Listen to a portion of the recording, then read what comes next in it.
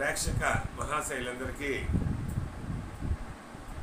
ఈ వాడపల్లి సత్యనారాయణ శుభాభివందనాలు. ఈరోజు సోమవారం.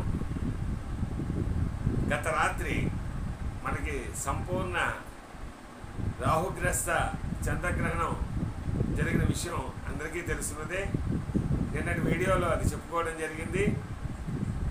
ఈరోజు ఈ రాహుగ్రస్త చంద్రగ్రహణం మరొకసారి ఏ నక్షత్రాల వారికి, ఏ రాశుల వారికి ఎక్కువ తీవ్రమైన ప్రభావం చూపించిందో చెప్పుకుంటూ, ముందుగా 3 రాశుల వారికి మకర, కుంభ, మీన రాశుల వారికి ఈ యొక్క ప్రభావం ఎక్కువగా ఉంటుంది.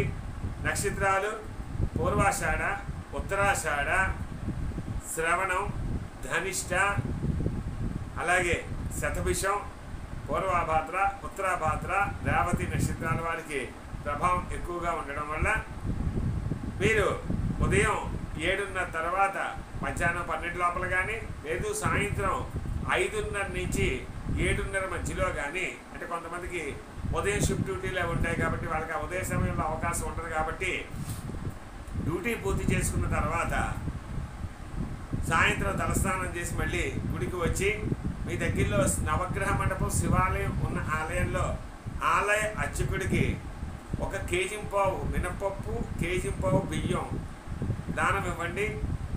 కేజీంపావు ఇవ్వడానికి ఆర్థికంగా ఇబ్బంది అయితే 1/2 కేజీ మినపప్పు, 1/2 కేజీ బియ్యం దానంగా ఇవ్వండి. మంచి క్వాలిటీ ఇవ్వండి, ఎందుకంటే అవి ఆ బ్రాహ్మడు వాడుకున్నప్పుడే మీకు దోష పరిహారం పూర్తవుతుంది. అలాగే బ్రాహ్మడు చెప్పిన దక్షిణని మీ అవకాశం మేర ఇవ్వడానికి ప్రయత్నించండి. ఇక ఆర్థికంగా అవకాశం ఉన్న వారు స్వామివారికి, నవగ్రహాలకి అధిపతి పరమేశ్వరుడు అన్న సంగతి మనందరికీ తెలుసున్నదే. ఆ యొక్క స్వామివారి యొక్క మహన్యాసపూర్వక రుద్రాభిషేకం సోమవారం నుంచి మళ్ళీ అమావాస్య లోపల ఎప్పుడైనా మీకు అవకాశం ఉన్న రోజు ఉదయం కానీ సాయంత్రం కానీ, సాయంత్రం అయితే ఎక్కువ శక్తివంతం. ప్రదోషకాలంలో రుద్రాభిషేకం అనేది సామూహిక రుద్రాభిషేకం అట్లా వెళ్ళకండి. కేవలం మీరు ఒక్కళ్ళు పర్సనల్గా ఈ యొక్క రుద్రాభిషేకం చేయించుకొని ఈ యొక్క గ్రహణ దోషం నుండి పూర్తిగా విముక్తులు అవ్వండి. ఎందువల్లంటే మనందరికీ తెలుసున్నదే, గ్రహణం తాలూకా ప్రభావం అత్యంత శక్తివంతమైంది.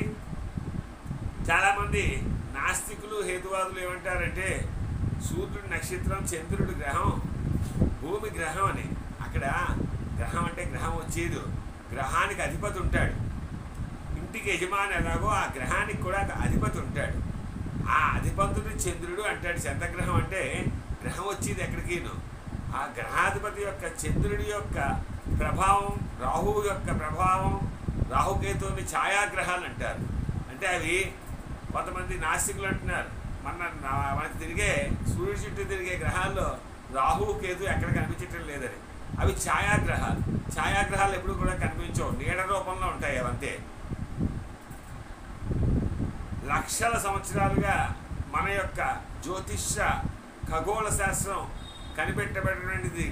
ఈ గ్రహణాలు ఎప్పుడో 100 ఏళ్ళ తర్వాత వచ్చే గ్రహణాలు కూడా ఈరోజు మన పంచాంగాల్లో ప్రచురించి ఉండడం జరుగుతోంది.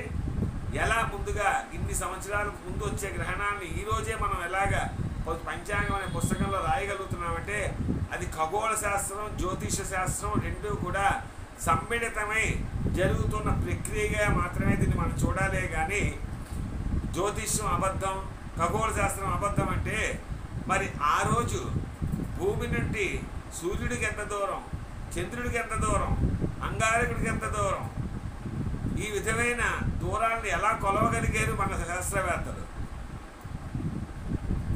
సున్నాన్ని కనిపెట్టిన ఆర్యభట్టు, వైద్య శాస్త్రాన్ని కనిపెట్టిన చరకుడు, చరక సంహిత అంటారు. ఈ శాస్త్రాలన్నీ మన హిందూ సనాతన ధర్మంలో ఎప్పుడో ప్రచురించబడ్డవి. మనం ఆంగ్ల భాష వ్యామోహంలో మన సంస్కృతాన్ని నిర్లక్ష్యం చేయడం వల్ల ఆ శాస్త్రాన్ని మనం ఈరోజు చదవలేక ఆంగ్లంలో జరిగేవన్నీ నిజమే, ఇంగ్లీష్ వారు చెప్పిందే నిజం, మన హిందువులు అంతా అమాయకులు, కేవలం ఆంగ్లేయులు మాత్రమే భారతదేశాన్ని పరిపాలించడం వల్ల మనకింత నాలెడ్జ్ వచ్చిందని చెప్పి అనుకునే కుహూనావాదులకి ఒకప్పుడు ప్రాచీన విమాన శాస్త్రం ఉందన్న సంగతి కూడా తెలుసా? అసలు రావణాసుడు పుష్పక విమానం అంటే ఏంటి? అదొక అతిపెద్ద విమానం, బోయింగ్ విమానం లాంటిది. కేవలం గాలి ఆధారంగా నడిచేది. ఇప్పుడు బయట పెట్రోలు వీటన్నిటితో విమానాలు నడుపుతున్నారు. అప్పుడు గాలి ఆధారంగా మాత్రం నడిచేది, గాలిలో నడిచేది, గాలి ఆధారంతోనే ముందుకెళ్ళేది. అది అంతటి గొప్ప పుష్పక విమానం అది. ఈ విధంగా సనాతన హైందవ సంస్కృతి మూలాల్లోకి వెళ్ళాలంటే అది అంతం లేదు, కిందకి వెళ్ళడానికి అంతు లేనంత కింద నుంచి అది మొదలైంది. ఈరోజు మనం మధ్యలో చాలా చిన్న ప్లేస్లో ఉన్నాం. ఈ సనాతన హిందూ ధర్మంలో చాలా చిన్న ప్లేస్లో ఉన్నాం. మన వెనక జరిగింది చాలా ఉంది, ముందు జరగబోయేది ఇంకా ఉంది. కాబట్టి నాస్తికులు హేతువాదులు చెప్పేది, వారు చెప్తుంటారు దేవుడు లేడు అంటారు. ఏ దేవుడు లేకపోతే సృష్టి ఎలా నడుస్తుంది? ఒక ధర్మం మీద ఈరోజు మానవులంతా ఎలా బతుకుతున్నారు అంటే కొంతమంది దారి తప్పచ్చు, కానీ ధర్మం అనేది ఒకటి ఉంది. ఏ మతానికైనా ఒక ధర్మం ఉంది. ఆ ధర్మాన్ని మనం పాటించిన రోజు మాత్రమే మనం సుఖ సంతోషాలతో, ఆయురారోగ్యాలతో చిరకాలం అభివృద్ధి చెంది మన వంశాన్ని అభివృద్ధి చేసుకుంటూ దేశానికి ముందు తరాలని అంటే నెక్స్ట్ జనరేషన్ మనం అందించగలిగే సౌభాగ్యం మనకు కలిగింది. ఆ అవకాశాన్ని ఎప్పుడూ వదులుకోకండి. గ్రహణ సమయంలో పాటించే నియమాలు పాటించారు కాబట్టి అవకాశం ఉన్నదాన్ని బట్టి దానాలు అవి చేసి కూడా ఆ గ్రహణ దోషాల నుండి విముక్తి చెందుతారని సదా కోరుతున్నాను. నేను మీ వాడపల్లి సత్యనారాయణని. మీకు ఈ వీడియో నచ్చితే ఒక లైక్ చేయండి. ఇంకా మీ స్నేహితులకి, ఫ్రెండ్స్కి, వాళ్ళకి ఈ విషయాలు పంచుకోవాలంటే వాళ్ళకి షేర్ చేయండి. మరిన్ని వీడియోలు ఉత్తేజకరంగా రావాలంటే సబ్స్క్రైబ్ చేయండి. ఉంటాను మరి. మీ వాడపల్లి సత్యనారాయణ. సెలవా మరి.